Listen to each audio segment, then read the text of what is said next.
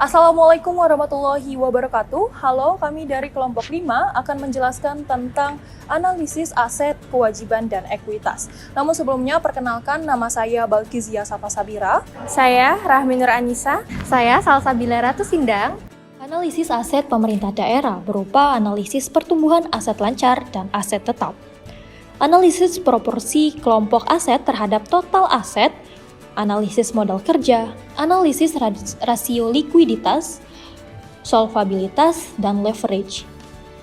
Analisis kewajiban pemerintah daerah berupa analisis pertumbuhan utang, analisis rasio utang per kapita, analisis radio utang terhadap aset modal, analisis rasio bunga terhadap PAD, analisis rasio utang terhadap PDRB, analisis rasio utang terhadap PAD, analisis rasio utang terhadap pendapatan pajak, analisis rasio utang terhadap pendapatan daerah. Dan yang terakhir, analisis ekuitas pemerintah daerah. Yang pertama, analisis aset pemerintah daerah. Analisis pertumbuhan aset lancar dan aset tetap. Aset lancar adalah aset yang direalisasikan, dipakai, atau dimiliki untuk dijual dalam waktu 12 bulan, sejak tanggal pelaporan atau berupa kas dan setara kas. Aset lancar meliputi kas dan setara kas, investasi jangka pendek, piutang, persediaan, dan biaya dibayar di muka.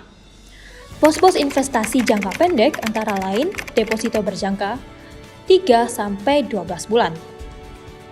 Tujuan dari menganalisa pertumbuhan aset lancar adalah untuk memberikan informasi mengenai kondisi aset lancar di suatu pemerintah, baik itu kenaikan maupun penurunan.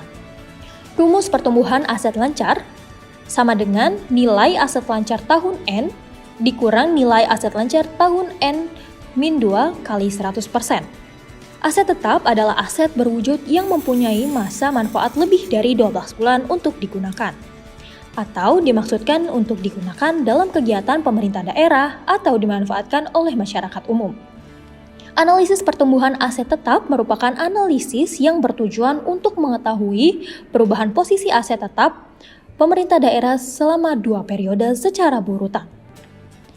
Apakah terjadi kenaikan atau penurunan? Analisis proporsi kelompok aset terhadap total aset. Analisis proporsi kelompok aset terhadap total aset merupakan analisis yang digunakan untuk melihat potret aset pemerintah daerah secara global, yaitu apakah kelompok aset tertentu memiliki nilai terlalu besar atau terlalu kecil dari nilai wajar. Analisis proporsi kelompok aset dilakukan untuk periode 3 tahun. Analisis proporsi kelompok aset dilakukan dengan membandingkan kelompok aset yang dianalisis dengan total aset pada tahun yang bersangkutan. Aset yang dianalisis adalah proporsi aset tetap, aset lancar, dan aset lainnya terhadap total aset berdasarkan angka absolut dan persentase. 1. Analisis proporsi aset tetap. Proporsi aset tetap dihitung dengan membandingkan jumlah aset tetap dengan total aset pada tahun yang dianalisis selama periode 2 tahun. 2. Analisis proporsi aset lancar. Proporsi aset lancar dihitung dengan membandingkan jumlah aset lancar dengan total aset pada tahun yang dianalisis selama periode 2 tahun. 3. Analisis proporsi aset lainnya. Proporsi aset lainnya dihitung dengan membandingkan jumlah aset lainnya dengan total aset pada tahun yang dianalisis selama periode 2 tahun. Analisis modal kerja. Analisis modal kerja bermanfaat untuk menilai kecukupan keuangan pemerintah daerah dalam memenuhi kebutuhan pelaksanaan operasi rutin harian tanpa harus mencarikan investasi jangka pendek dan jangka panjang, dana cadangan, ataupun pos pembiayaan lainnya. Analisis modal kerja pemerintah daerah dirumuskan sebagai berikut. Modal kerja sama dengan aset lancar dikurang kewajiban lancar. Analisis rasio likuiditas, solvabilitas, dan leverage. A. Rasio likuiditas. Rasio likuiditas menunjukkan kemampuan pemerintah daerah untuk memenuhi kewajiban jangka pendek. Meskipun pemerintah daerah sudah membuat anggaran kas, namun perlu ditunjang oleh analisis likuiditas.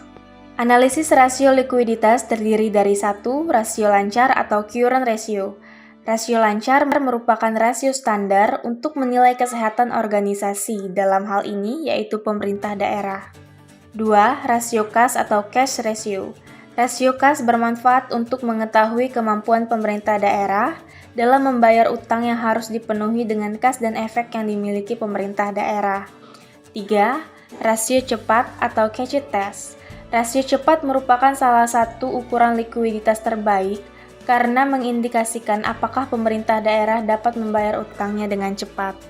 4. Rasio modal kerja terhadap total aset (working capital to total asset) adalah rasio keuangan untuk mengukur likuiditas dari total aktiva dengan posisi modal kerja neto.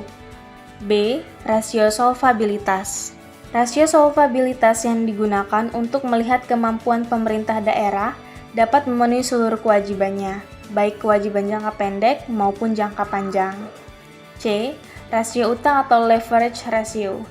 Rasio utang sangat penting bagi kreditor dan calon kreditor potensial pemerintah daerah dalam membuat keputusan pemberian kredit. Rasio-rasio ini akan digunakan oleh kreditor untuk mengukur kemampuan pemerintah daerah dalam membayar utangnya. Rasio utang terdiri dari 1. Rasio utang terhadap modal, yaitu total debt to equity ratio. 2. Rasio utang terhadap aset modal atau total debt to total capital asset. Yang pertama ada analisis pertumbuhan utang, terbagi menjadi 2, yaitu pertumbuhan utang jangka pendek dan pertumbuhan utang jangka panjang. Lalu ada analisis rasio utang per kapita. Analisis ini membandingkan antara total utang pemerintah daerah dengan jumlah keseluruhan penduduk. Ada juga analisis rasio utang terhadap aset modal. Analisis ini digunakan untuk menilai kemampuan pemerintah daerah untuk melunasi utangnya dengan aset modal yang dimilikinya apabila terjadi kegagalan dalam pembayaran utang. Selanjutnya ada analisis rasio bunga terhadap PAD. Rasio ini digunakan untuk menggambarkan kapasitas pemerintah daerah untuk membayar bunga dengan total pendapatan asli daerah. Lalu ada analisis rasio utang terhadap PDRB atau Produk Domestik Regional Bruto. Rasio ini membandingkan antara total utang dengan total PDRB dalam harga konstan. Lalu ada analisis rasio utang terhadap PAD. Rasio ini digunakan untuk menggambarkan kapasitas pemerintah daerah untuk membayar kembali utangnya dengan pendapatan asli daerah atau total pendapatan asli daerah. Lalu ada analisis rasio utang terhadap pendapatan pajak. Rasio ini digunakan untuk menggambarkan kapasitas pemerintah daerah untuk membayar kembali utangnya dengan pendapatan pajak yang diterima. Lalu yang terakhir ada analisis rasio utang terhadap pendapatan daerah. Rasio utang terhadap pendapatan daerah sangat bermanfaat bagi pihak eksternal, terutama calon kreditor untuk menilai kemampuan pemerintah daerah dalam mengembalikan pinjamannya. Dirumuskan sebagai rasio utang terhadap pemerintah daerah atau pendapatan daerah sama dengan total utang pemerintah daerah dibagi total pendapatan daerah. Bab ketiga ada analisis ekuitas pemerintah daerah. Menurut Peraturan Menteri Dalam Negeri Republik Indonesia Nomor 64 Tahun 2013 mendefinisikan ekuitas sebagai kekayaan bersih pemerintah daerah yang merupakan selisih antara aset dan kewajiban pemerintah daerah. Saldo ekuitas berasal dari ekuitas awal ditambah atau dikurangi oleh surplus atau defisit LO dan perubahan lainnya seperti koreksi nilai persediaan, selisih evaluasi aset tetap, dan lain-lain. Penambahan nilai ekuitas bergantung pada realisasi transaksi keuangan. Lalu ada ekuitas pemerintah disebut ekuitas dana. Ekuitas dana pemerintah berbeda dengan ekuitas sektor komersial. Ekuitas di sektor komersial mencerminkan sumber dari sumber daya yang dimiliki oleh perusahaan. Sedangkan ekuitas dana pemerintah merupakan selisih aset dengan kewajiban. Sehingga persamaan akuntansinya menjadi aset plus minus kewajiban sama dengan ekuitas dana. Penambahan ekuitas disebabkan karena 3 hal. Yang pertama, pendapatan dan penerimaan. Kedua, perolehan aset. Ketiga, profit atau surplus. Lalu ada pengurangan ekuitas disebabkan karena belanja dan pengeluaran, perolehan dan kewajiban.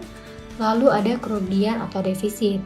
Ekuitas dana dalam laporan neraca terdiri dari 2 hal. Pertama, ekuitas dana lancar adalah selisih antara aset lancar dan kewajiban jangka pendek. Yang kedua, ada ekuitas dana investasi, mencerminkan kekayaan pemerintah yang tertanam dalam investasi jangka panjang, aset tetap, dan aset lainnya, dikurangi dengan kewajiban jangka panjang.